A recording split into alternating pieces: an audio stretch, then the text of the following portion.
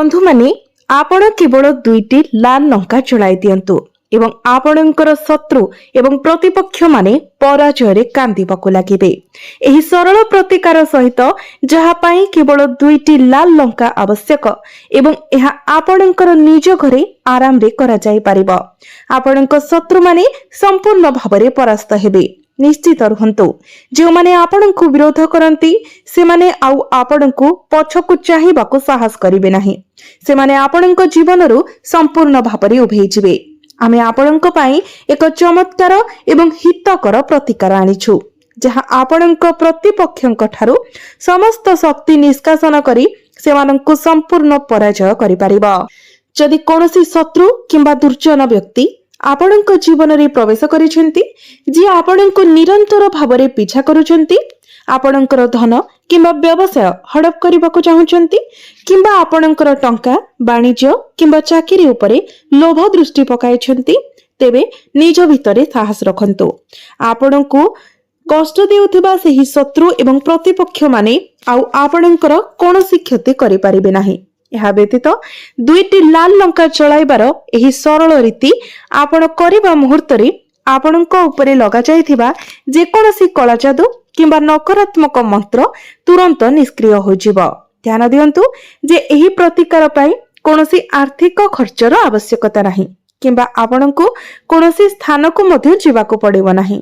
यह केवल दुईटी लाल लंका सह जड़ित एक सरल उपाय जहा आपण निज घरे ही पालन करि परिबे। मूलतः आपणको निज घरर आरामरु आपण प्रभावशाली भावरे आपणकर जीवनरु समस्त शत्रुंकु बाहर करि देई परिबे।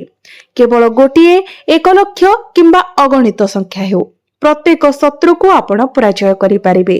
यह व्यतीत आपणक शत्रु माने आपणक उपरे निर्देशित जेकोनोसी नकारात्मक शक्ति किंबा कला जादू पुनर्बार फेरी आसीबो एवं सीधा सड़क एहार उत्स को फेरी आसीबो। यह सहित जदि आपण कोनोसी कुदृष्टिर शिकार होइछंती, अन्य मानकर ईर्षालु किंबा दूषित दृष्टि जोगु एक साधारण कष्ट एही लाल लंका औषध याकु तुरंत दूर करिबो। आपण प्रायतः देखिथिबे जे कुदृष्टि सब प्रकारर विनाश करि पारे। जदि जनकर धन उपरे कुदृष्टि पड़े तेबे यह आर्थिक विनाश आड़कु नै जाय। जदि जने व्यक्तिक उपरे कोनोसी कुदृष्टि पका जाय तेबे यह सेमानंकर स्वास्थ्य को नष्ट करि दिए एवं जदि कोनोसी घरे कुदृष्टि पड़े तेबे यह समग्र परिवार को नष्ट करि दिए। जने व्यक्तिंकर जीवन उपरे दुष्ट नजरर प्रभाव गभीर होई पारे। यह समग्र व्यवसाय को स्थगित करि पारे एवं दुकान गुडी को बंद करबाको बाध्य करि पारे।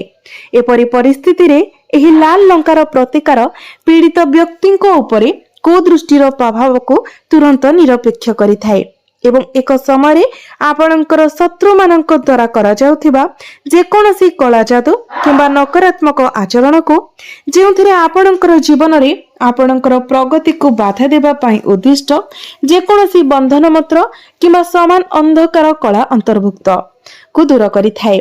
जदि आपण अनुभव करंती जे आपण जीवन रे बहुत पछरे पड़ी जाउछंती, आपणकर ऋण बढ़ुची, आपणको घरे टंका रहु नाही किंबा रोग बढ़ुची, तेबे निश्चित रुहंतु आपण एही प्रतिकार माध्यम रे आपणकर प्रत्येक समस्यार समाधान करि परिबे। तेनु आसंतु प्रतिकार विषय आलोचना करिबा। तेबे ता पूर्वरु आपण माने वीडियोटी को शेष पर्यंत निश्चय देखंतु एवं वीडियोटी को लाइक करी चैनलटी को सब्सक्राइब करि दियंतु। कमेंट बॉक्स रे भक्ति एवं श्रद्धार सहित जय बजरंगबली निश्चय लिखंतु। तेबे बंधु माने एही प्रतिकारटी आपण निजर घरे करि परिबे। आपणको एहा आपणको निज घरर सीमा मध्य रे ही करबाको पड़िबो। एहा व्यतीत जे केही एही प्रतिकार करि परिबे एवं एहा जे कोनोसी दिन रे मध्य करा जाय परिबो। कोनोसी शुभ तारीख शुभ दिन एभली कोनोसी रो आवश्यकता नाही। आपण दिन किंबा राति जे कोनोसी समय रे एहाको करि परिबे। जेतेबेले आपण खाली समय पाउछंती सेतेबेले आपण एही उपायटी को करि परिबे। एही प्रतिकार करिबा पई आपणको दुईटी सुखिला लाल लंका आवश्यक हेबो। निश्चित करंतु जे लंका गुडी को संपूर्ण अक्षत अछि, से गुडी को जेमिति कोनोसी प्रकार रे भंगा क्षतिग्रस्त किंबा कोनोसी जगारो छिंडी न थाए। तुमको संपूर्ण अखंड लाल लंका दरकार यापर आपण एक कला रंगर कलम आणंतु।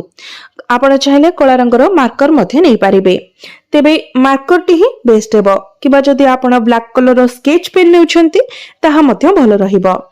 ता काहेकि ना जदि एथिरे आपण लेखुचंती तो लंका उपरे कोनोसी भी आघात हेबो नाही। तो तापरे आपण आपणक पाखरे सेही कला कलम एवं दुईटी लाल लंका एवं गोटे पात्र नियंतु जोंथिरे आपण लंका गुडी को जाळिबे। एक बड़ माटीर दीप जदि आपण नियंती आपणक पई भलो रहिबो किबा आपण गोटे प्लेट मध्य व्यवहार करि परिबे। तापरे आपण लाल सूतार गोटे छोट खंड नियंतु, बहुत लंबा नुहे, जेमिति सेही जिनिस को आपण बांधी परिबे सेही हिसाब रे नियंतु। ए समस्त जिनिस संग्रह करी आपण बसिबा पई आपणकर घर मध्यरे गोटे शांत एकांत स्थान खोजंतु। आपणकर शयन कक्ष, बारंडा किंबा अन्य कोनोसी स्थान होई पारे जेउठारे आपण बिना पाथारे पूजा करि परिबे। एही प्रतिकार करिबा समय जेमिति आपणको केही न देखंती, केही विरक्त न करंती किंबा आपणको कोनोसी प्रश्न न पचारंती, सेथि प्रति आपण ध्यान देबा उचित।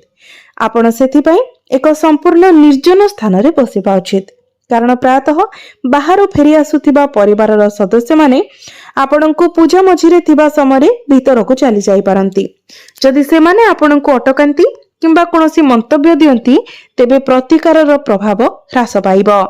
तेणु एही कथा को ध्यान रखंतु जे प्रतिकार को आपणको एकाकी करिबार अछि। हेतु आपणको घरर कोनोसी एक कोठरी रे जेउठारे आपणकर गोपनीयता पई द्वार बंद करि परिबे। समस्त जिनिस पत्र संग्रह करि सारिबा परे आपण सेथि पई बसि जांतु। प्रथम पदक्षेप हेउछि आपण बाछिथिबा दुईटी लाल लंका नियंतु एवं कला कलम व्यवहार करी सेमानंक उपरे शत्रु शब्दटी लिखंतु। जदि आपण अंकर शत्रुर नाम आपण जानिछंती तेबे नामटी लिखंतु, किंतु जदि आपणकर गुप्त शत्रु अछंती आपण तांकर नाम जानि नाहंती तेबे आपण खाली शत्रु लिखंतु एवं एकरो अधिक शत्रु मानक पई मध्य केवल शत्रु शब्दटी ही उचित हेबो। देखंतु जेमिति आपणकर 3टी शत्रु अछंती, 4 जण शत्रु अछंती किंबा एते शत्रु अछंती जे आपण ताहा जानि मध्य नाहंती, तो सेही क्षेत्र रे आपण खाली शत्रु लिखि परिबे जाकी समस्तंक उपरे प्रभाव पकाई परिबो। कारण लंकाटी एते बड़ नुहे जे आपण सेतिरे आपणकर समस्त शत्रु मानकर नाम लिखि परिबे। तेनु सबुठारु भलो हेबो आपण केवल शत्रु ही लिखि दियंतु। उभय लंका उपरे आपण शत्रु लिखंतु, केवल गोटिए रे लिखंतु नाही। तापरे आपण बाछिथिबा दुईटी लाल लंका प्रत्येक रे शत्रु लिखिबा परे एबे आपण प्रस्तुत करिथिबा लाल सूताटी को नियंतु। दुईटी लंका को एकाठी धरि रखंतु एवं लाल सूतारे एका संगरे उभय चारि पाखरे कड़ाकड़ी भाबरे गुड़ाई दियंतु, छाद्वारा सेमाने गोटिए स्थान रे एकाठी बांधी होई जिवे। एही प्रकारे सूता गुड़ांतु एवं जेपरि आपण लंका चारि पाखरे लाल सूता गुड़ाउछंती सेही मुहूर्त रे गोटे निर्दिष्ट मंत्र आपणको उच्चारण करबाको पड़िबो। मंत्रटी हेउची अमुक शत्रु हण हण स्वाहा। अमुक स्थान रे आपण शत्रु कहिबा उचित, किंबा जदि आपण शत्रुर नाम जानते तेबे आपणको सेमानकर निर्दिष्ट नाम उच्चारण करबा उचित। उदाहरण स्वरूप जदि आपणकर शत्रुर नाम करण तेबे आपण कहिबे करण शत्रु हण हण स्वाहा। जदि आपण सेमानकर नाम जानि नाहंती तेबे केवल उच्चारण करंतु शत्रु हण हण स्वाहा। आपणको एहाकु केते थर उच्चारण करबाको उचित? आपणको एहाकु 9 थर उच्चारण करबाको पड़िबो। शत्रु हं हं स्वाहा उच्चारण करबा अत्यंत प्रभावशाली, कारण एहा आपणकर समस्त शत्रुंकु एककालीन परास्त करिथाय। आपणको एही मंत्रटी को 9 थर उच्चारण करबाको पड़िबो। तापरे आपण सेही जिनिस गुडी को चलाइबाको पड़िबो। एहा किपरि करिवे?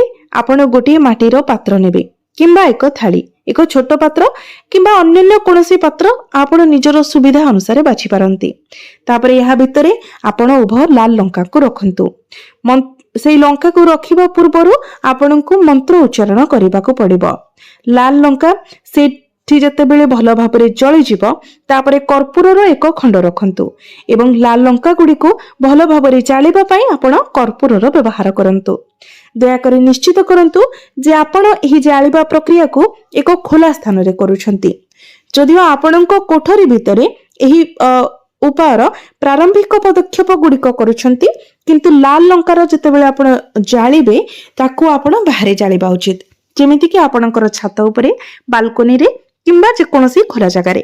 ଏହା ଅତ୍ୟନ୍ତ ଗୁରୁତ୍ୱପୂର୍ଣ୍ଣ, କାରଣ ଲାଲ ଲଙ୍କା ଜାଳିବା ଦ୍ୱାରା ଏକ ତୀବ୍ର କଠିନ ଧୂଆଁ ନିର୍ଗତ ହୁଏ ଏବଂ ଆପଣ ଯଦି ଏହାକୁ ବାହାରେ କରୁଛନ୍ତି ତେବେ ଏହା ଘର ସାରା ବ୍ୟାପିବନି। ତେଣୁ ଆପଣ ଛାତ ଉପରକୁ ଚାଲିଯାଆନ୍ତୁ କିମ୍ବା ବାଲକୋନିକୁ ଚାଲିଯାଆନ୍ତୁ କିମ୍ବା କୌଣସି ଏକ ଖାଲି ଜାଗାକୁ। ଏହା ବ୍ୟତୀତ ଯଦି ଆପଣ ରାତିରେ ଏହି ପୂଜା କରୁଛନ୍ତି ତେବେ ଏହା ଅତିରିକ୍ତ ସୁବିଧା ପ୍ରଦାନ କରେ ଯେ କେହି ଆପଣଙ୍କୁ ଦେଖିପାରିବେ ନାହିଁ। ଏହା ଆପଣଙ୍କ ପୂଜାର ତୁରନ୍ତ ସଫଳତା ସୁନିଶ୍ଚିତ କରିବ, କାରଣ ଏହା ସମ୍ପୂର୍ଣ୍ଣ ଗୁପ୍ତ ଭାବରେ ଆଖିରୁ ଦୂରରେ କରାଯିବା ପାଇଁ ଉଦ୍ଦିଷ୍ଟ। ନିଶ୍ଚିତ କରନ୍ତୁ ଯେ ଲାଲ ଲଙ୍କା ସମ୍ପୂର୍ଣ୍ଣ ଭାବରେ ଜଳିଯିବ। ଲାଲ ଲଙ୍କା ଏବଂ କର୍ପୂର ଉଭୟ ସମ୍ପୂର୍ଣ୍ଣ ପାଉଁଶ ହୋଇଗଲା ପରେ ଆପଣ କଣ କରିବେ?